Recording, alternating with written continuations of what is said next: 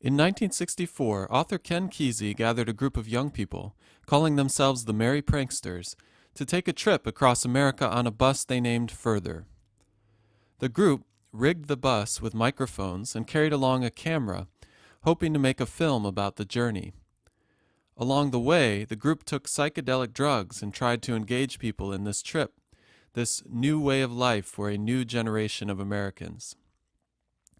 Author Tom Wolfe described the journey in his book, The Electric Kool-Aid Acid Test, which recounts the growing movement behind what would become acid rock or psychedelic rock, a musical form that spread from the San Francisco area to the world and included some of the biggest names in rock and roll.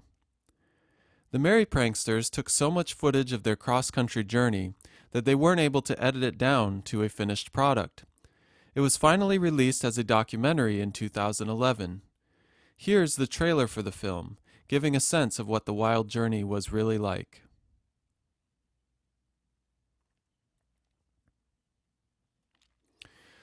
This presentation will supplement the reading on acid rock, which gives a more in-depth background on the hippie movement. As the reading indicates, most of the young people drawn to the hippie movement came from pretty well-to-do middle-class families. This would suggest that the hippies were rebelling against the materialism of their parents. Hippies didn't see the point of working 9-to-5 jobs to make money to buy more stuff. They wanted to form deep connections with others and find a holistic life of meaning they thought could be found living simply and sharing resources with others rather than trying to compete with others and hoard as many possessions as possible. For many of the early hippies, psychedelic drugs initiated them into this newfound reality. Musicians who had the psychedelic experience tried to share some of the revelations they had while on drugs through music. Psychedelic rock and roll became the vehicle, the airplane that could take society higher. Before there was psychedelic rock, there was the psychedelic experience. Such experiences were common among native tribes around the world, especially in South and Central America. But Western societies seemed to have forgotten or ignored such phenomena and had even developed a strong mistrust of these experiences. By the mid-1950s, a few scientists became more interested in psychedelics and developed theories about their potential benefits. One of these proponents of psychedelic substances was Timothy Leary. In this 1966 interview on The Merv Griffin Show, Leary explains his interest in psychedelics.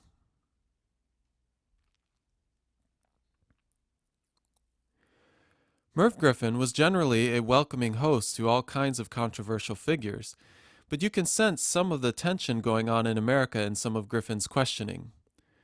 The question about kids doing psychedelics just for kicks perhaps represents how many Americans preferred to undermine the radical nature of the societal changes the hippies wanted to see implemented.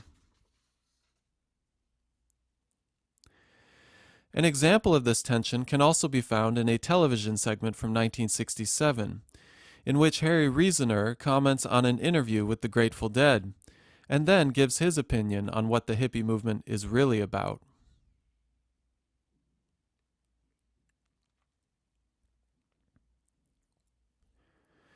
One of the first of the psychedelic rock bands was the 13th Floor Elevators from Austin, Texas. Formed in 1965, the band chose a name that represented the kind of enlightenment they wanted to foster with their music.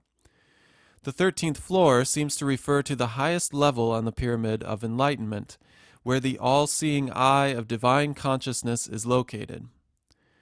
Looking at the band's album artwork, you will notice many references to the pyramid form and the eye. This suggests the band's aim is to elevate the listener, to offer a way to ascend to the highest forms of consciousness with their music. Listen to the entire track and notice how the singing style, droning rhythm, and free associative sounds of the guitars build a sense of mystery and strangeness, referring to the psychedelic experience.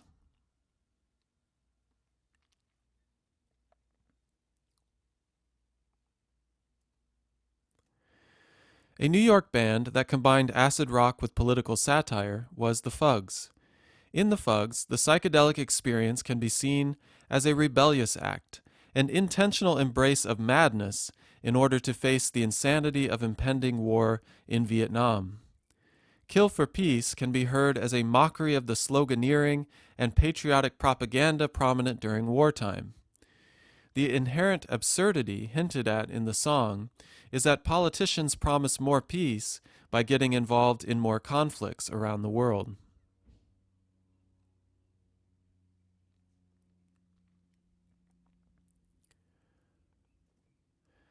Acid rock in the 1960s was part of a youth rebellion that sought to offer an alternative consciousness for a world gone mad. Ray Manzarek, a keyboardist and founding member of The Doors, explained that the role of the music at the time was to become a new tribe, to bring America into a cleaner, purer realm of existence. Jim Morrison, lead singer for The Doors, explained the role of the music was to sow revolt, disorder, chaos. It seemed to me to be the road toward freedom. External revolt is a way to bring about internal freedom.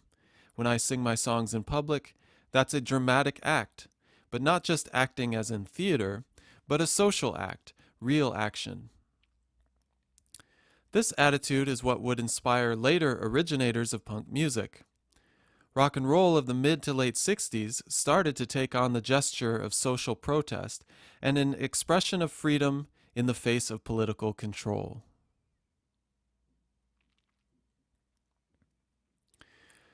There were too many influential acid rock bands to take full account of here, but this list indicates several of the most significant or best examples of the acid rock movement in the late 60s.